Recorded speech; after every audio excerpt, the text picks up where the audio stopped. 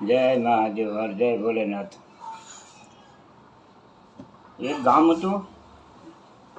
ગામની અંદર બે ચાર દોસ્તરો, ચાર પાંચની ટુકડી હતી દોસ્તારની. પછી એક દોસ્તારના લગ્ન લખાણા આવ્યા. એને લગ્ન લખાણા એટલે લગ્ન આવ્યા એટલે એને વધાવ્યા એટલે એને અમુક તારીખના લગ્ન આવ્યા. 5 વાનાના આવ્યા, 3 વાનાના, 5-7 વાનાના, એમ એ પ્રમાણે લગ્ન લેવાના ભાઈ. અને વરરાજો જો ભણવા જતી બાયું ગીત ગાય તે એને ફૂલસન કે ફૂલસનભાઈ મારા એ રીતે ફૂલ નામ લઈને ગાય એમ ફૂલસનભાઈ. તે કન્યાના લજ્જુ સારું કે નહીં, નામ તો બહુ સુપર છે, બહુ સારું નામ છે, કાંઈ વાંધો નહીં. પછી પરણે ગાળીને ઘેરે હોઈ આવ્યા, 4-5 ચા, અને હજી વાવણું નહોતું આવ્યું બાવીને ખેડવાનું. દોસ્તાર 4-5 જણા હતા. એ આવીને કીધું, ઠનઠન પાલ કે બાવીને વિચાર આવ્યો કે એના નવી કન્યા હતી બાઈને. એ કે આ ઠનઠન પાલ કોને કહે એમ. તે કે મને કહે એમ કે તમારું ઠનઠન પાલ ક્યાં છે કે તમારું નામ તો ફૂલસન કરતા હતા ને લગ્નમાં. એ તો ખાલી ઘડી નામ એવું ગાડી, બાકી મારું નામ તો ઠનઠન પાલ જ છે. એમ કે હા. પછી બાઈ કે તારું ઠનઠન પાલવું હોય તો મારે તો કાંઈ રહેવાનું થતું નથી બાપા. એ તો ભાઈ છૂટકેસ ભરીને ભાગી એટલે બહાર નીકળી, પગ નીકળ્યો ઘરની બહાર, ક્યાંક નનામી નીકળી. રામ બોલો ભાઈ રામ. એ બેન છૂટકી લઈને નીકળી બહાર. એ બેને પૂછ્યું, ભાઈ કોણ પાછું થયું? એ કે અમરને વયો ગયો. એ કે હા ભાઈ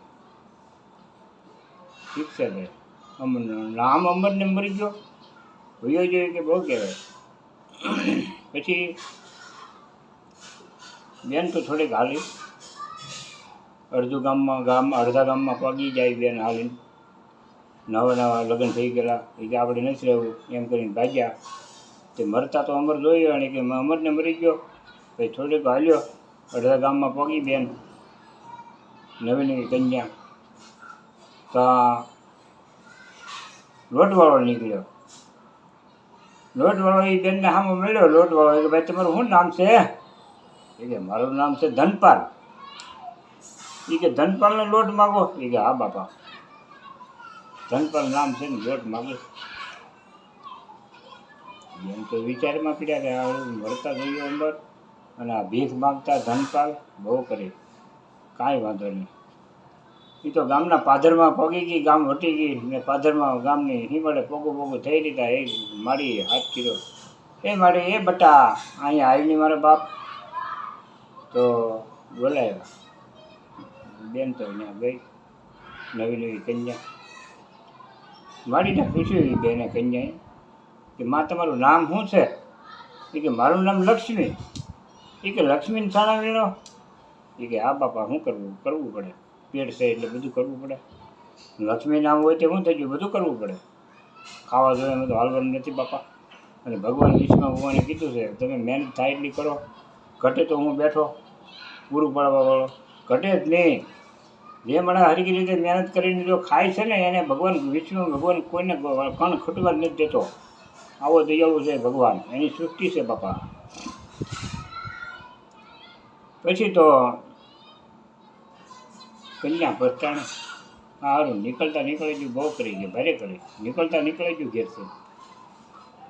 હળું પાછી વળી ગઈ ઘર તરફ. અને હાંકળ કકડાવી, 2-3 વાર કકડાવી હાંકળ. એ કે કોણ? તો હું. એ કે પણ કોણ? એ કે હું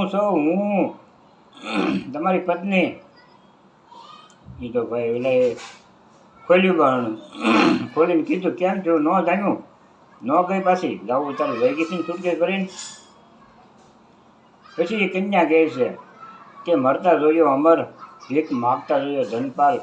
એ કહેતા અમારે ઠનઠનપાલ બહુ સારો છે, બહુ સારો ઠનઠનપાલ. હો ભાઈ, હવે મારે નથી જવું. આ બધા હારા હારા ગુજરી જાય તો પછી આ ઠનઠનપાલ તો હારા મારો છે, આપણે જવું નથી બાપા પિયર. બહુ સારો મારો ઠનઠનપાલ. હો ભાઈ, એ તો રોકાઈ જાય બેન, બેન રોકાઈ જાય ને. એ તો હરખી રીતે ભાઈ રહે છે ને, ધીરે ધીરે મળા કે બહુ સારો મારો ઠનઠનપાલ.